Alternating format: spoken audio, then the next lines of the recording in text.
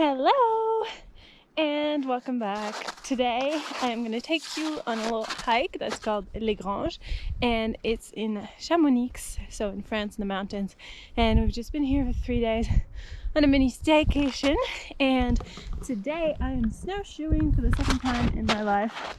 Hope you enjoy that flashy pink color.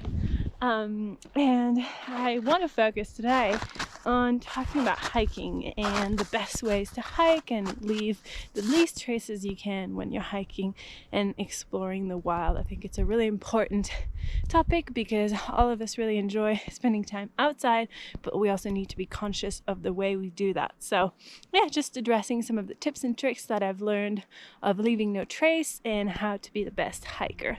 So yeah, let's get hiking.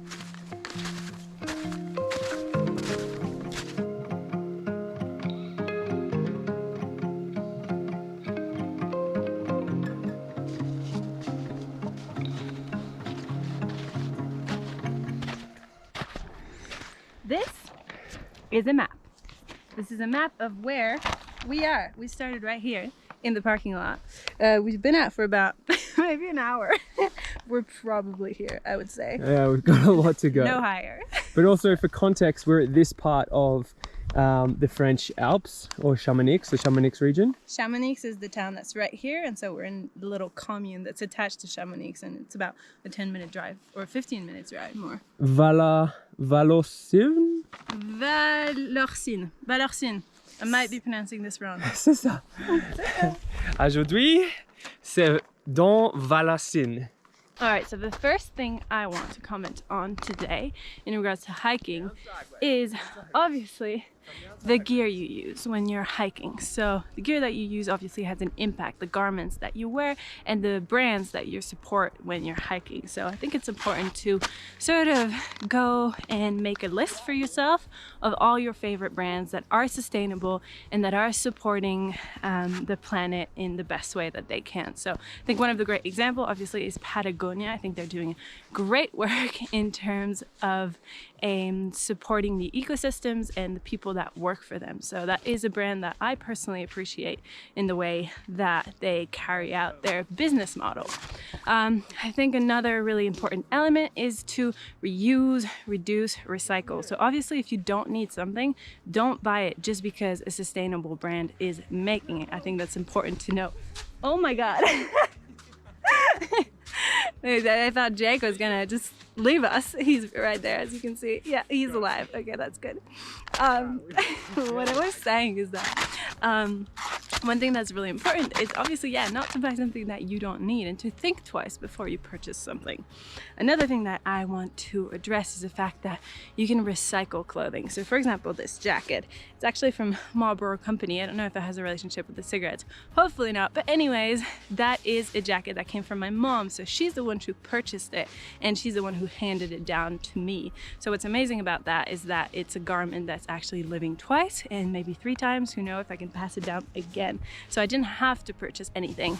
As for the snowshoes, they were rented, so that's also a great way to get apparel and clothes without buying it, is renting these things. And yeah, overall just thinking of the impact that your clothes can have on the environment. So that's for number 1, is the gear you use and just making sure your morals and your ethics align with the brands that you support. All right, we have 40 minutes to go still because we're so bad at hiking in due time because we always stop. But I think the shot we got was really cool. All right, so we stopped for a second because I'm steaming. And also to talk about the second point, which I want to mention, is leave no trace. So what do you know about leave no trace when you're hiking? Well, see this? That is a trace. That is a trace. Bad. No trace. No, that's okay, because some of that's deer hoofs, so they're allowed to leave a trace. But basically, it's like if you're, snacking, or if you're going to the toilet, which is a real common one, on hikes, a load of hikes that I've been on recently, I've seen traces of humans via toilet paper. Yeah, poop is okay. Poop is natural and that will biodegrade. But what is not okay is leaving paper. There's a deer. There's a deer. He's down there. This is weird. We get really quiet and try to film it. Actually, no, it's a leaf. Never mind. It's a leave. Okay. Good spotting. Good spotting. But I was talking about toilet paper. And so there's two ways to go about it.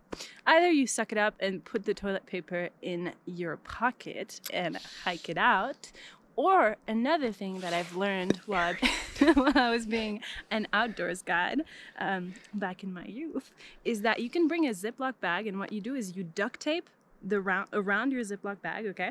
You put duct tape around the Ziploc bag, and then you can put your toilet paper in there and zip it up. And we would go camping for 6 days and just have this little zippy and keep filling it up with shitty paper. But that was okay because, you know, it's in a Ziploc bag, so it doesn't smell, and you really can't see anything since the duct tape is around it. So that's a good way to not leave toilet paper behind. I mean, alternatively, you could bury it. Or not use toilet paper. You can use leaves, although there's big debate right now that's going on between leaves and rocks. Where do you stand? Smooth rocks. Not use a rock to wipe my butt, I'll tell you that much. Okay. It's not happening. Leaves? No, use toilet paper, that's it. Snow? No, Snow's good. Great. The Just Cambodian way. get a little that, rub that, rinse. you know? Woo. It's a baton, straight down. Woo. All right, let's move on. But yeah, just remember, do not leave anything that wasn't here before on the tracks that you're on. It's really, really important to keep our landscapes wild and well maintained. So yeah, that's that.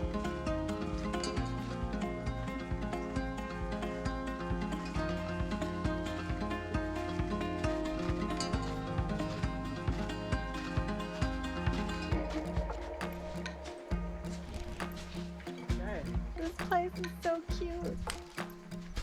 Can we live here? Pretty cool. I would love to. This looks like a room. A chalet. Little chalet. All right, number three. Number three is stay on the trails. Trails are here for a reason, and although it is sometimes very enticing to want to get the perfect shot or want to explore this new perspective and want to get really off trail out in the wilderness, but I really do not recommend it in terms of environmentalism, because partly because of erosion and partly because trails have been designed in a way that they have the least impact on the landscape. So I think we can trust the foresters and the people who've implemented these trails in thinking of how it has an impact on the landscape, whereas we who come and visit these places don't necessarily know the geography or the topography of the land and how our steps can actually impact the landscape. So definitely stay on the trail when you can. Obviously you can steer off a little bit if you want to get a shot or explore something that's close by, but going off trail without knowing is definitely not recommended. With a guide, a local guide, definitely go ahead, knock yourself out, but don't do it without a guide and without a knowledge of the place. All right, there's one thing I forgot to do, and that was introduce.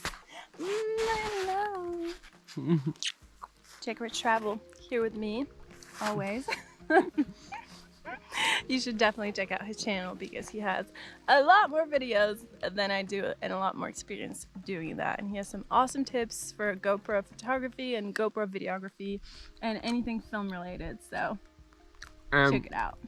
Where to get the best cookies in Chamonix. Also, yeah, he knows where to get the best cookies in Chamonix.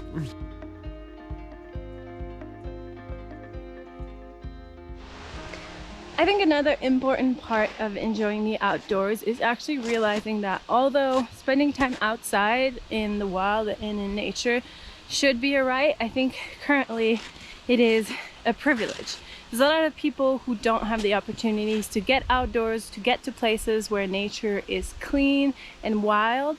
And so I think an important part of our responsibility is also to diversify the outdoor space and to give opportunity to people to really get outdoors, people who don't have these opportunities already given to them. So I'm linking a bunch of articles about that in the bio, and I think there's people who are way better equipped than me for discussing these topics. So I'll leave them the honor of explaining you guys how it is such an important part of the outdoor community today, is just diversifying that community and making it a space that it really is open to everyone and to give access to nature to everyone. So yeah, definitely an important part. So all the more I think it's important for us to respect nature and the landscape in which we are. So really making sure that our impact is as minimal as it can be on the beautiful spaces that we have the privilege to visit. All right, we're back at the parking lot, so the hike is over, but I hope you enjoyed this little adventure. So a little note, this was my second time snowshoeing and I absolutely recommend trying it. Even if the ski slopes were open, I would definitely keep snowshoeing because I'm really enjoying this whole hiking vibe. I feel like when you're skiing, you're a lot more in the adrenaline rush and you're not paying attention as much to the scenery and the landscape. So definitely recommend trying it if you ever come to a place where that's an option. Also, one thing, little note, is if you go snowshoeing, I recommend actually wearing shoes that are waterproof. These aren't really waterproof and they were the only ones I had, so they did the job, but definitely would have been a bit better if they didn't soak through. But yeah, that's all for me, and catch you in the next upload.